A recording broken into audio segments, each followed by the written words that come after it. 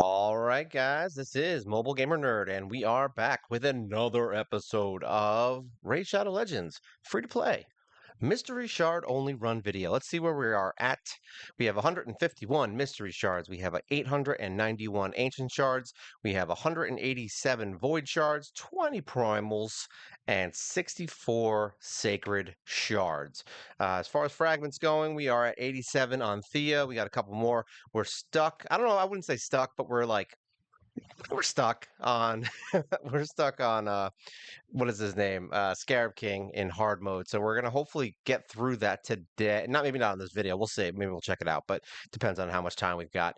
And yeah, we've got Arix. We're in the final month, so we will be getting our boy Arix. I'm very excited about him. I'm hoping he will help me out in a lot of different places, removing buffs, attacking all enemies, and placing stuns and all kinds of fun stuff. Ally protection. I'm sure he'll be useful somewhere. I can't really imagine this hero not being useful. I see Arix in the arena all the time, and yeah, that's basically all the heroes on there on the roster at this point. We will be getting. Oops, sorry, get out of there. So I know what, let's just go into some things. So now we've been lazy. We did blow through a bunch of stuff. I think we summoned. Oh yeah, that's right. We did summon our prism shard that we got. So we did get a new hero in the vault, and that hero is Deacon. I know everyone's excited, right? We got Deacon. I mean, technically, I mean everyone can get him from the beginning with a code, but that would break all of our rules. So, because I never used anyone else that you get codes for, because if that was the case, I'd be using Giscard. But unfortunately, I am not. So we are not using Deacon, but I'm really mad about it because I love him and I really want to use him. We had a 2-star awakening on him, so I was able to throw that on him real quick. And yeah, that's basically what we got, all brand new. I was hoping to get something a little cooler than that, but you know what? It is what it is. That's all it is. That's all it is. We are still working on getting War Priest. We're going to do a video on Iterant this week. So Iterant will be our champion spotlight. We're going to throw him out there.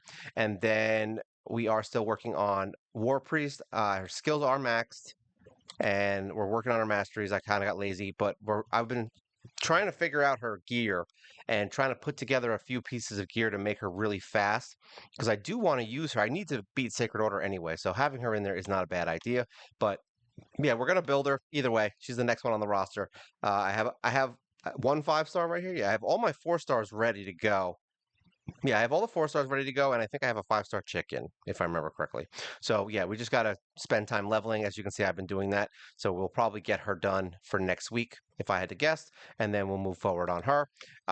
Get out of here. But really, today I really kind of wanted to just go over this new siege thing, and I don't mean go over it like tell you how it works and everything because it just came out, but I want to look at it like legitimately and look at the actual, how it works and see what it's about. We're in a prep phase right now, which means a week and 2 days. So that's a lot of prep time, I guess. I haven't figured out how to get these things. Like we have whatever this gold is, and then this new stuff, and then these green defense things. So we haven't figured anything out. We use them, and I think we put our heroes in here. Yeah, we've got a team in here. And then I think we've got someone else. I don't remember where we put the other team. Oh yeah, I think we put it in the main one because I'm assuming I didn't pay attention. I am assuming that say I put my little madman team here.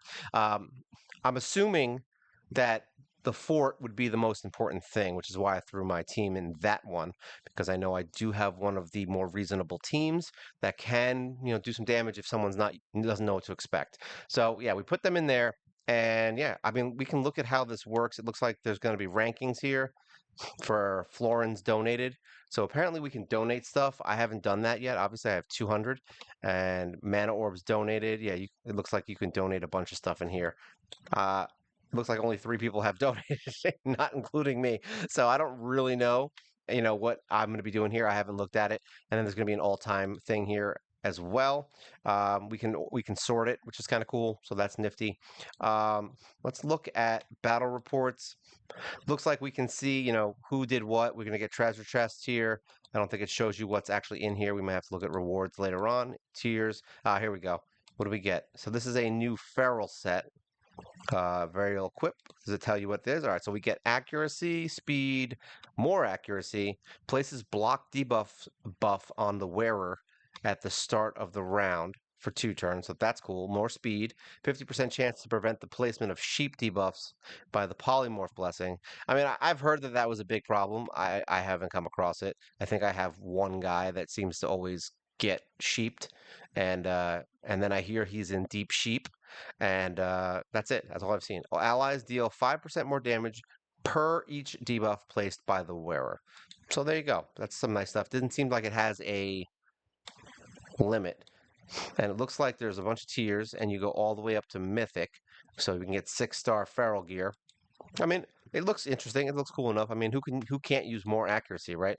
I mean, that's good. We get 1, 2, 3. It's 120 accuracy. I mean, that rivals the set, which is, if you put 3 sets of accuracy on, so that's not bad.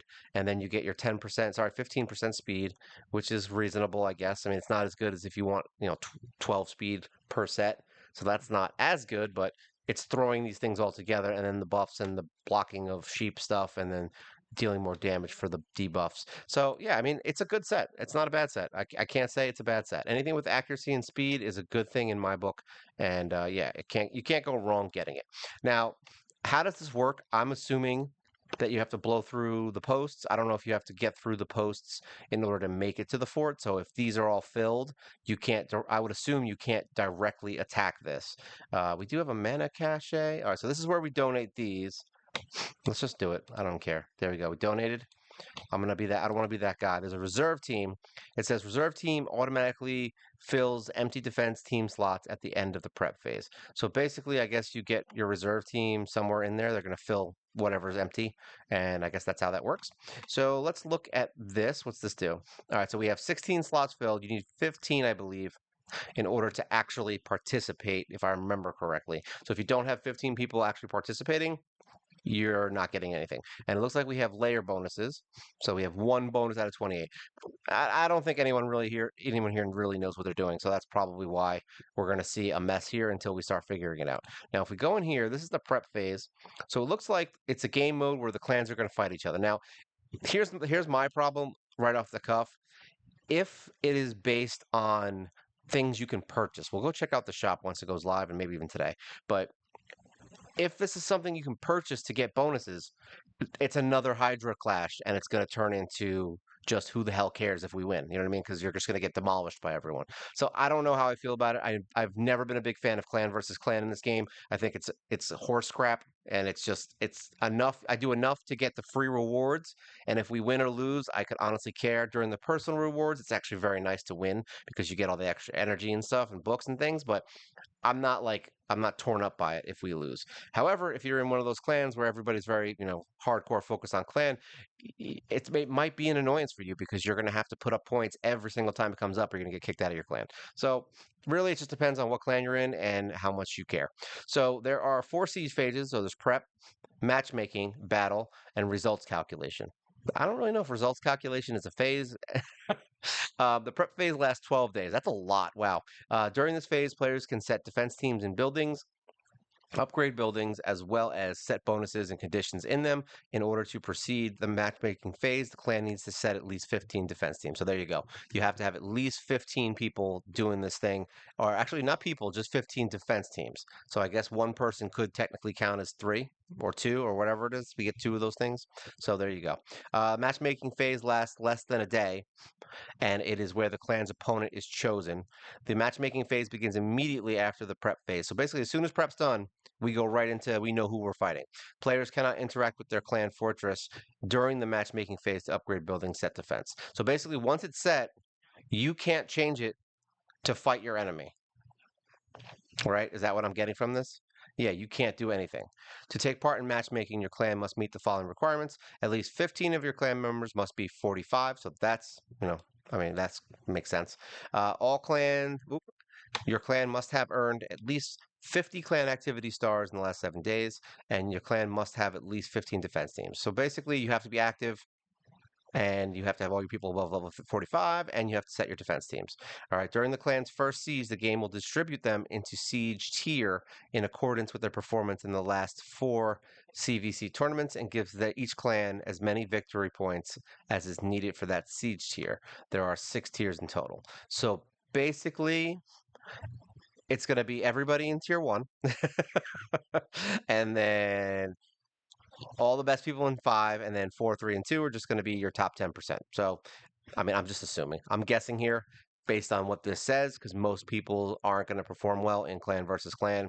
Even if you won, you might have gotten a, not a reasonable amount of points. So I think even though that's probably going to distribute teams fairly evenly, it's still going to be no one ever gets to this top area unless you are like, you know, the Tits McGee. Um, Here's how many victory points is needed for each siege tier. So we need victory points. Oh, max, what is this? Max tier one is max 169. I don't know how we get these points. I'm assuming maybe it'll be in here. So it looks like we get some tier rewards all the way up to 2100. And then starting from the second siege, the game matches clans depending on the number of victory points they have earned from sieges.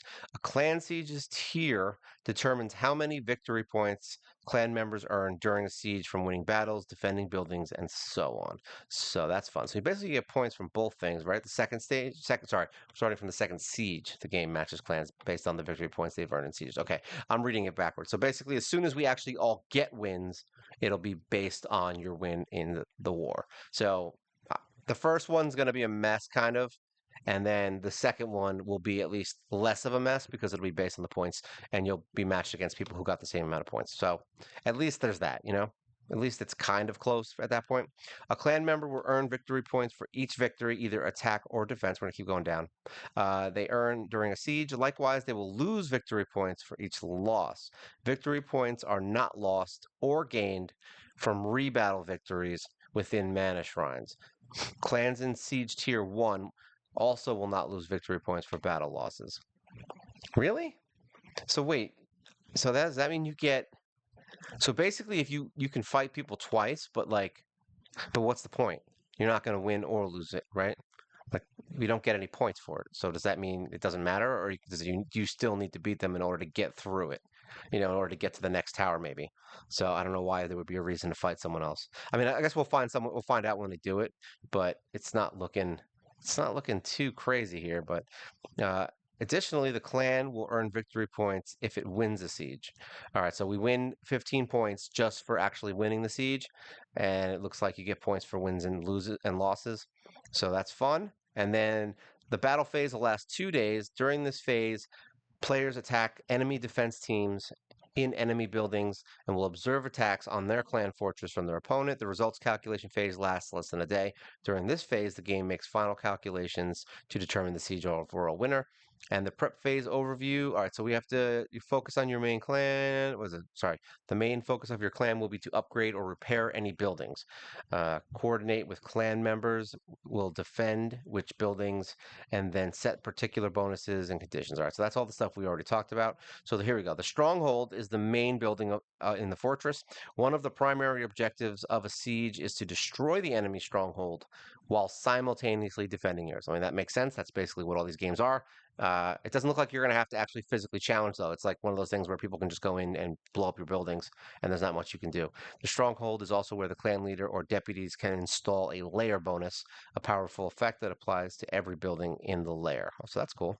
Mana shrines are buildings where players can earn an important resource, mana orbs, for rebattling already defeated teams. Okay, so there you go. Now we have a reason. You cannot set bonuses in mana shrines, but mana shrines can be influenced by bonuses applied by other buildings. Okay, and then there's magic towers, which are buildings of specific strategic importance, as they can apply bonuses to any neighboring building they are connected to via a path. These magic paths are indicated by a unique color compared to normal paths.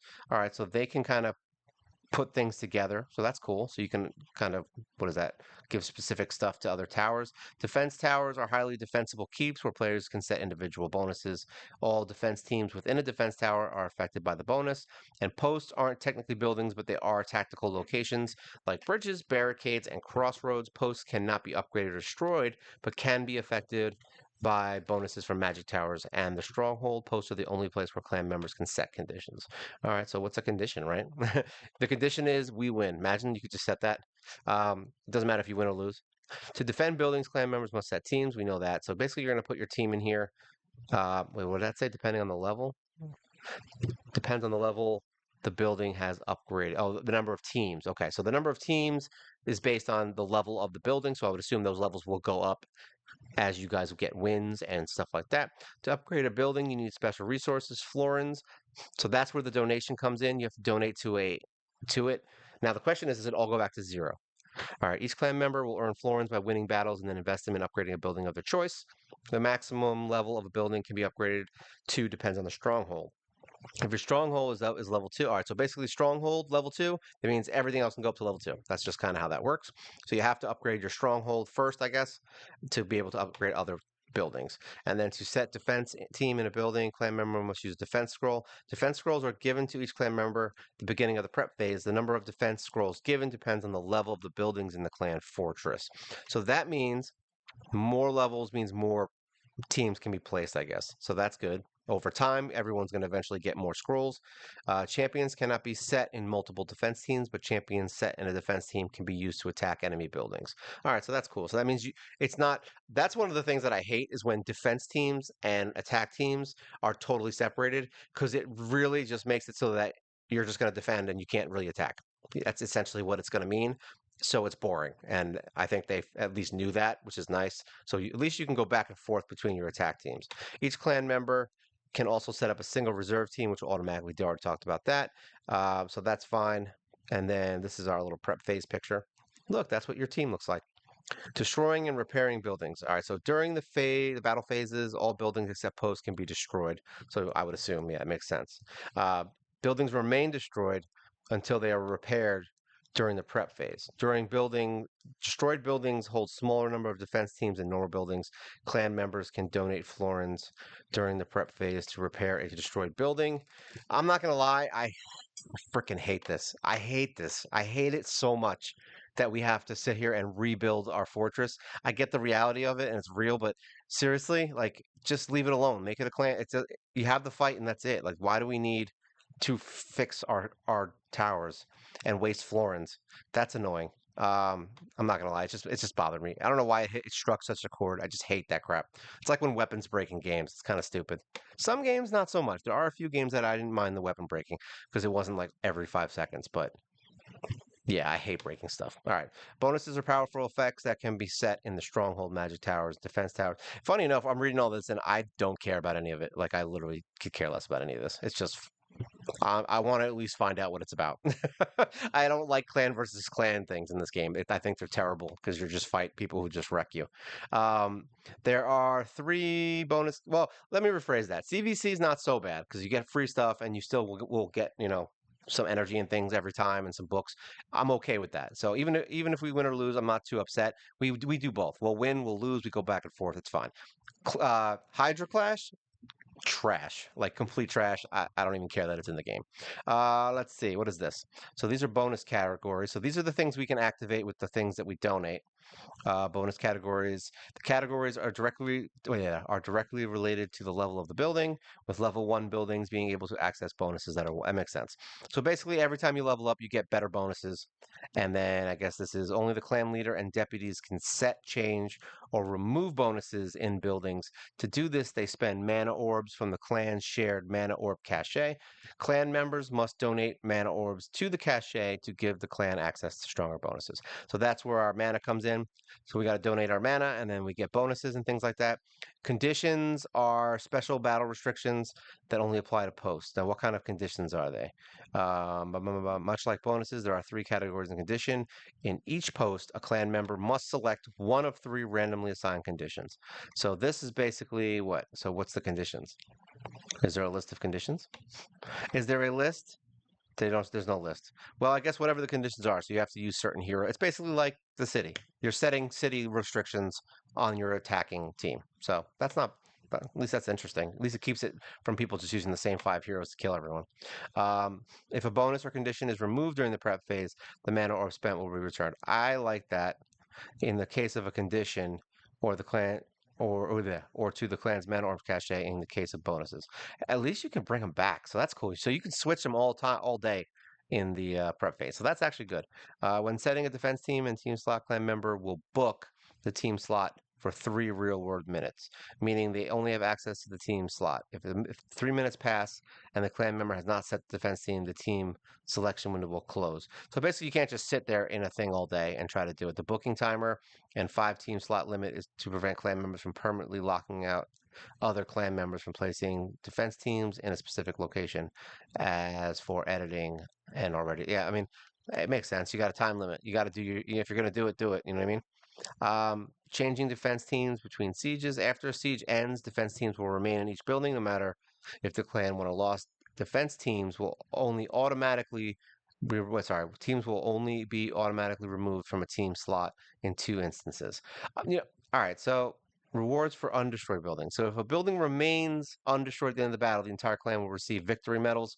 Only one defense team needs to remain standing within a building to prevent it from being destroyed. Okay, so that's good.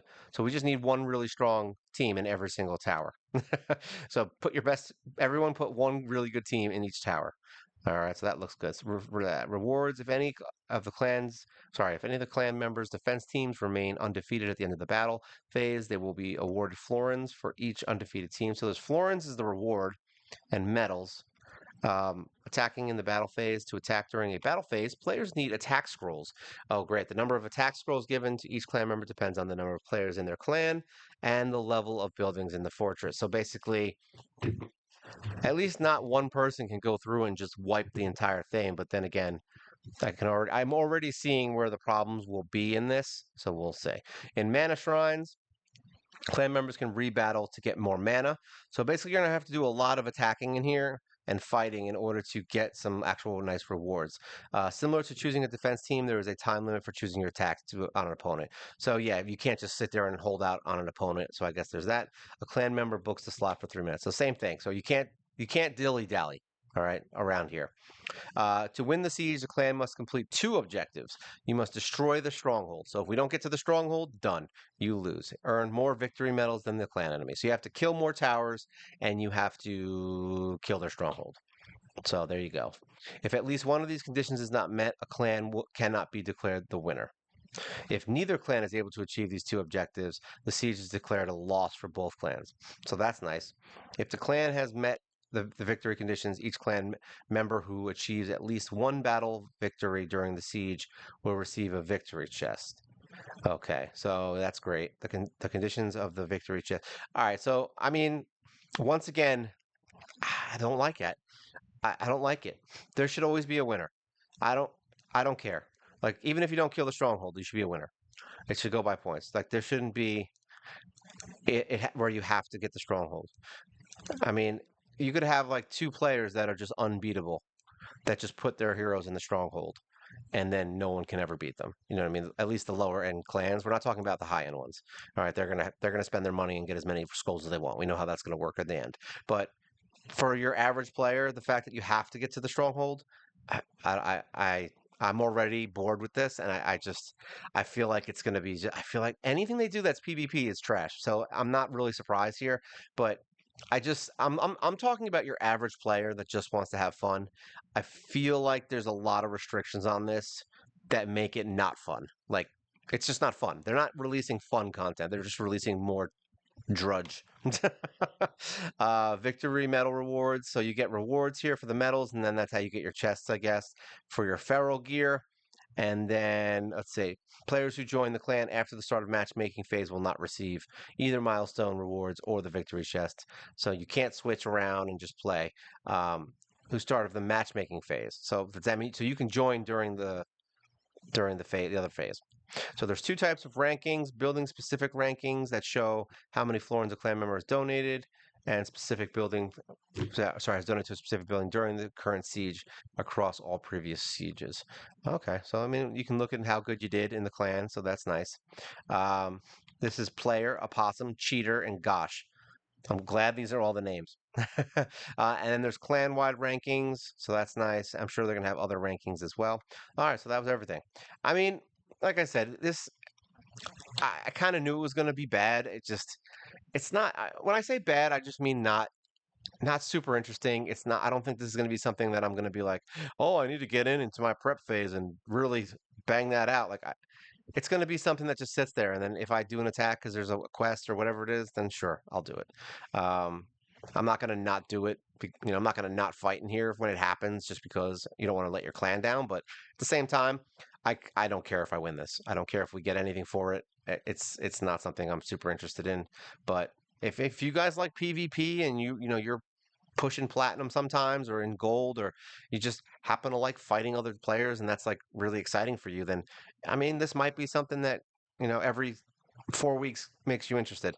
So I don't hate it, but I don't like it.